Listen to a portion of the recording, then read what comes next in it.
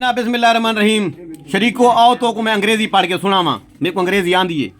लिखा खड़े the gall bladder contains 3 to 4 calculi largest measuring 16 mm, no significant wall thickness seen, CBD is not deleted.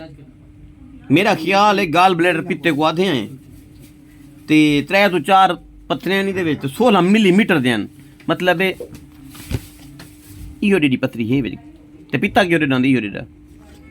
पित्ते वाली पत्थरी वाले मामले में जिंदगी में कभी भी रिस्क मत लिया करें। हकीम हजरात से मेरी गुजारिश है, खुदा दा नाम मन्या करो। पैसे गिनण दे बे भी बड़े तरीके हैं, जरूरी बंदे दी जिंदगी नाल खेडने। पित्ते च पत्थरी है, पित्ता वंजे फट जहर फैल वंजे ते बंदा बंदा होवे चव्या निश्चर एमरजेंसी गया पिया होवे ते तुहाडे नां ते धाड़ अगली पिया होवे कि हकीम मेरे को मरवा गई ते चंगा नहीं को पहले आख दियो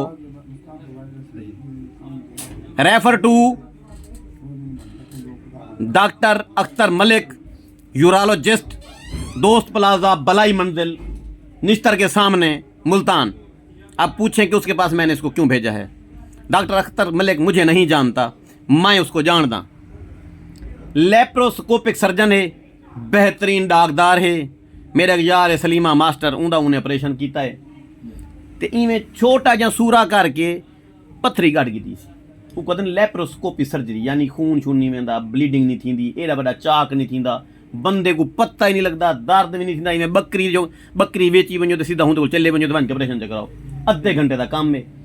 ठीक है, उनके बाद जी दवाई दसा वे वाल खवाई रखा है चुप करके। ये क्या लगती है तेरी? और क्या लगती है?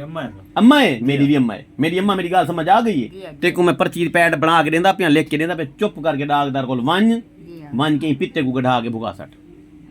समझ गल आ गई है? आख्या मने से मेरा मैं तेरा आख्या मन की दे, हुण तू मेरा आख्या मन।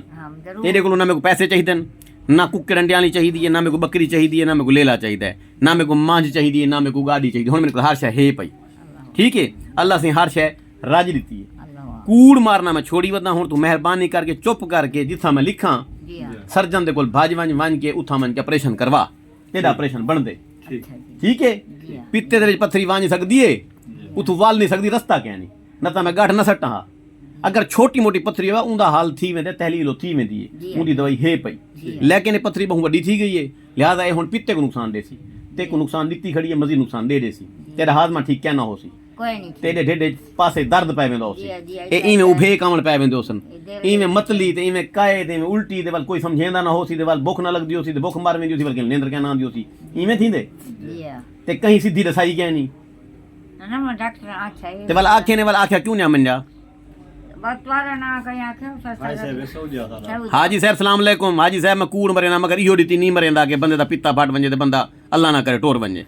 मैं बंदे दा वक्त कह नहीं लेंदा बंदा। हाँ मैं सीधा सादा अम्मा को मैं पे भिजवेंदा डाकदार कोल। पैसे हैं ना ऑपरेशन दे? हैं तो दसो, कह नहीं तो मेरे को दसो कित्थों आए वे? मुजफ्फरगढ़। चलो जिथा मैं भेजा चले वे, सो चुप कर बा उथा वेंदे पे वे, अम्मा दा ऑपरेशन करवेंदे पे वे, मेरे किते दुआ करेंदे पे वे, कोई कमी बेशी होवे, कोई मसला होवे तो मेरे को दसेंदे पे वे। हाजी साहब सोने दी याद खड़े केड़े हाजी भेजे तो हाजी कासिम, वो किथे है? हाजी कासिम साहब फ्राम सऊदी अरब, केड़े लागे खड़े उथा? जी हरम पाक जी। हाजी कासिम साहब हरम पाक जो ई को भेजे मेरे कोल अम्मा को। ते मैं गलत इलाज क्यों करा? वजह पैसे ठगण दी खातर। पैसे अल्लाह से थोड़े दिन में को गए, मजीद मैं क्या लालच रख बामा। चुप करके गेन वञ अम्मा को, कोई कमी बेशी है, कोई गाड़ी खुट दी है, कोई पैसे खुट देन, कोई खून खुट दे, मैं खड़ा मेरे को दसो। अम्मा सब दे सांझा वञन ते जिंदगी दे विच हकीम हजरात बंदे दे पुत्र बनो, कोई गलत इलाज करने लोड़ नहीं। वह छोटी मोटी फक्की चक्की वेची हादमे शादमे वाली पैसे बना बैठा, शाम को बालन टुकर पक वेंदे, वड्डे कम च ना पिया। Best of luck. Shahzad Hakeem, Shujabad, जिंदाबाद। ठीक है जी।